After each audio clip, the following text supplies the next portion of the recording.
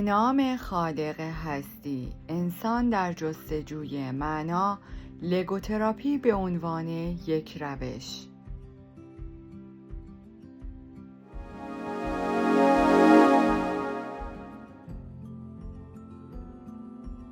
لگوتراپی به عنوان یک روش، یک ترس حقیقی مانند ترس از مرگ را نمیتوان با تفسیر روانپویایی سایکودینامیک آن آرامش بخشید. از سوی دیگر ترس‌های عصبی مانند ترس از مکان‌های شلوغ را نمیتوان با ادراکی فلسفی درمان کرد، اما در هر حال لگوتراپی روش‌های ویژه‌ای برای رویارویی با این اختلالات را ابداع کرده است. بگذارید برای شناخت بهتر این روش و آنچه که در روند یک لگوتراپی صورت می‌پذیرد از یک مورد بسیار رایج که پیوسته با آن روبرو هستیم مثالی بیاورم و آن اضطراب پیشبین است. یکی از مشخصات این نوع هراس آن است که هر آنچه که بیمار از آن وحشت دارد به سرش می آید. به عبارت دیگر ترس خود ضامن پدیدار شدن چیزی می شود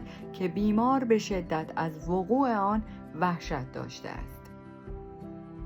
مثلا کسی که از سرخ شدن در حضور دیگران می ترسد وقتی وارد اتاقی می شود که عده زیادی آنجاست واقعا در برابر جمعیت سرخ می شود و با در نظر گرفتن این نکته می توان این گفته معروف را که میل پدر اندیشه است به این جمله که ترس مادر واقع است تغییر داد.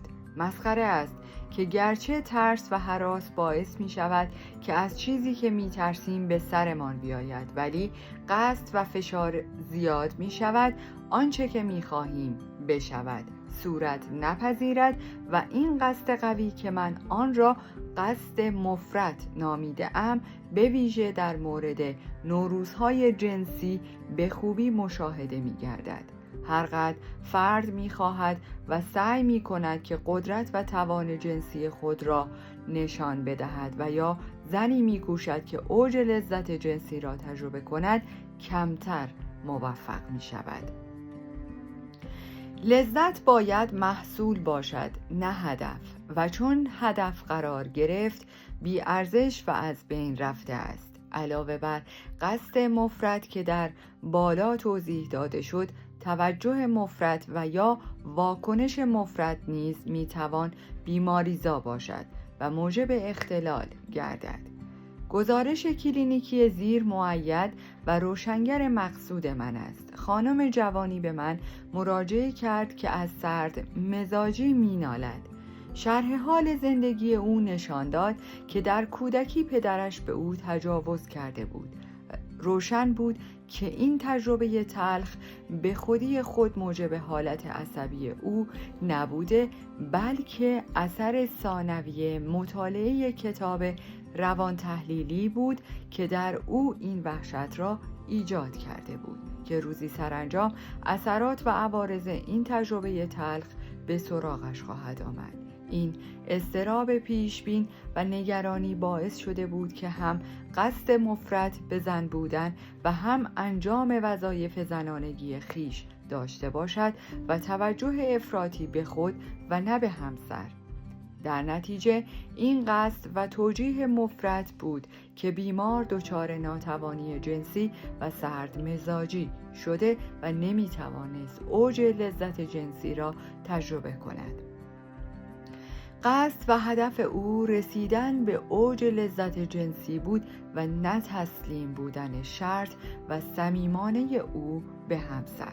پس از یک دوره کوتاه لگوتراپی توجه او از رسیدن به اوج لذت جنسی به موضوع حقیقی یعنی همسر منتقل گردید و در نتیجه اوج لذت جنسی نیز پیامد آن بود با توجه به این دو اصل: یکی آن که از هر چیز بترسیم اتفاق خواهد افتاد و دو دیگر انجام هر کاری که با قصد و توجه مفرط پیگیری کنیم ناممکن است.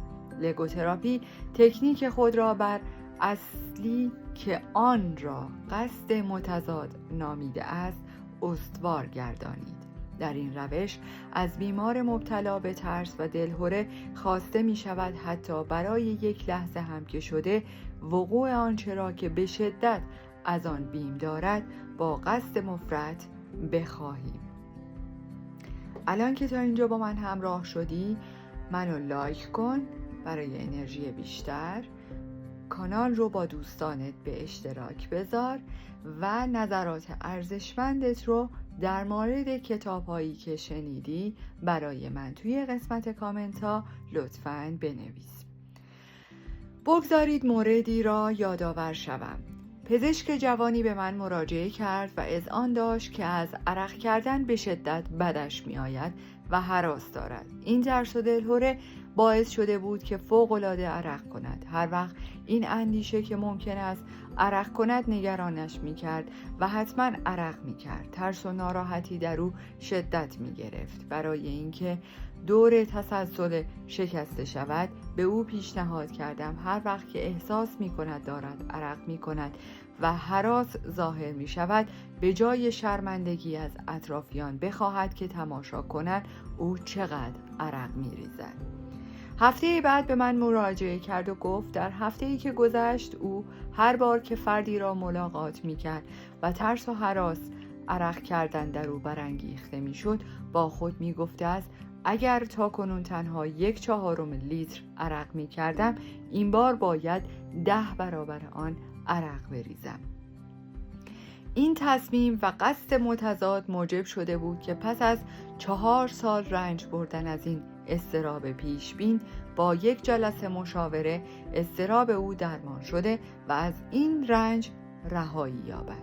خواننده متوجه است که ایجاد نگرش معکوس در بیمار از مراحل این شیوه درمانی است و ترس‌های بیمار با قصد متضاد و آرزوی معکوس جایگزین می شود. با این روش درمانی طوفانی که آسیاب بادی اضطراب را می چرخاند مهار خواهد شد. در این روش درمانی باید از قدرت و ظرفیت انسان در خودجدامانی که ذاتی شوخ طبعی بشر است استفاده کرد. این ظرفیت بنیادی انسان در جدا شدن فرد از خود موقعی شکوفا می گردد که تکنیک لگوتراپی یعنی قصد متضاد به کار برده می شود. همزمان بیمار نیز قادر می گردد که خود را از عصبیت بیماری خود جدا و دور نگاه دارد. گوردن آلبرت می نویسد بیماران عصبی که یاد می گیرند و خود بخندند سر و سامانی به وضع خود داده و شاید در مسیر درمان قرار گرفتند. قصد متضاد ارزیابی تجربی و کاربرد بالینی اظهار نظر آلپورت است. یادآوری چند مورد دیگر مسئله را روشن‌تر خواهد ساخت. بیماری که شغلش حسابداری بود پس از مراجعه به چند پزشک و درمانگاه در حالی که بسیار پریشان و ناامید بود نزد من آمد. وی اعتراف کرد که در مرز خودکشی به سر میبرد. او سالهاست که از نوعی انقباض عضلانی انگشتان که موجب بدخطی در او گشته رنج میبرد و اخیراً اوضاع آنچنان وخیم شده که دیگر قادر به نوشتن اعداد نیست و در نتیجه خطر اینکه شغلش را از دست بدهد او را تهدید میکند. در این مورد تنها درمانی فوری و کوتاه لازم بود که بیمار رهایی یابد. در ابتدای کار دستیار من به او گفت که درست عکس کاری که غالباً می کند انجام دهد. یعنی به جای اینکه مثل همیشه سعی کند اعداد را صاف و خوانا بنویسد با همه وجود و تعمداً بکوشد تا آنها را کج و کوله و ناخوانا بنویسد. از او خواسته شده بود که با خود بگوید حالا به مردم نشان خواهم داد که چه دستخط بدی دارم. اما همین که خواست عمدن بدخط بنویسد دیگر توانا نبود به بدخطی همیشه بنویسد. روز بعد به من گفت هرچه سعی می کنم کج و موج بنویسم موفق نمی شدم. پس از 48 ساعت بیمار از شر انقباض عضلانی در نگارش رها و آسوده گشته بود و اینک فردی بود خوشحال و کارا. مورد دیگری که به جای مسئله نگارش مشکل گویایی داشت، به وسیله یکی از همکارانم در بخش حلق و حنجره بیمارستان پلیکلینیک وین برایم نقل شد. بیمار یکی از شدیدترین موارد لکنت زبان بود که کارشناس همکارم در طول مدت دراز فعالیت حرفه‌ای خود با آن برخورد کرده بود. بیمار تا آنجا که به خاطر داشت از لکنت زبان رنج می برده و لحظه‌ای نبوده که گرفتار این دشواری گویایی نباشد، به جز یک مرتبه تنها یک بار، و آن وقتی بوده که بیمار پسری 12 ساله بود و بدون بلیط سوار واگن برقی شده بود. وقتی مأمور کنترل بلیط او را گیر انداخت و میخواست جریمه کند، او فکر کرد که تنها راه گریز این است که او از لکنت زبان خیش استفاده کند و دل مأمور را به رحم آورد. در آن لحظه که او قصد داشت پسری لکنت زبان باشد، دیگر نمیتوانست با لکنت زبان صحبت کند و هرچه کوشید زبانش نگرفت. او بدون تعهد و منظور از روش قصد متضاد استفاده کرده بود، البته نه به منظور درمان.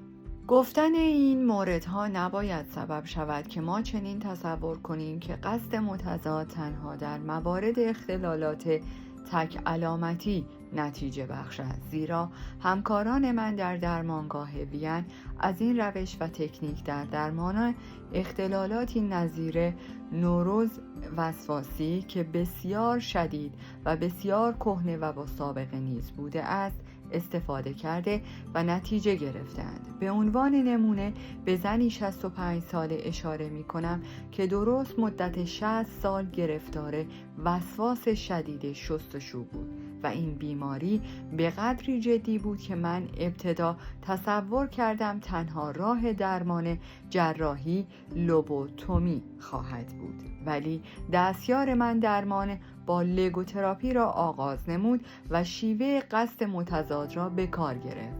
2 ماه بعد بیمار توانا بود به زندگی طبیعی و عادی خود بازگردد، در حالی که پیش از مراجعه به درمانگاه او اعتراف کرده بود که زندگی برایش جهنمی بیش نیست. او در چنگ وسواس و ترس عمیق از میکروب اسیر بود و پیوسته در بستر میماند و زندگیش فلج شده بود. البته من ادعا نمی کنم که او کاملا بهبود یافته است و دیگر ممکن نیست که وسواس به سراغش بیاید، ولی آنگونه که او خود می گوید این بار قادر خواهد بود که به علامت وسواس بخندد و این نشانه را به شوخی بگیرد و خلاصه قصد متضاد را به کار ببندد.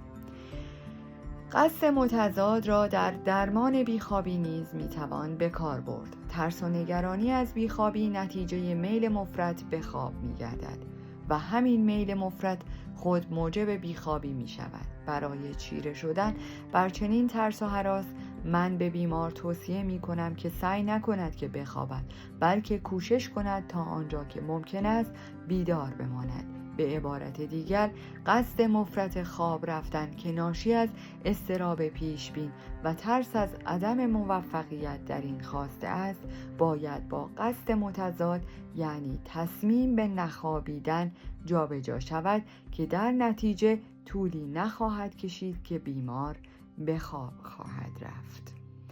در قسمت بعدی بیشتر در مورد قصد متضاد میشنویم.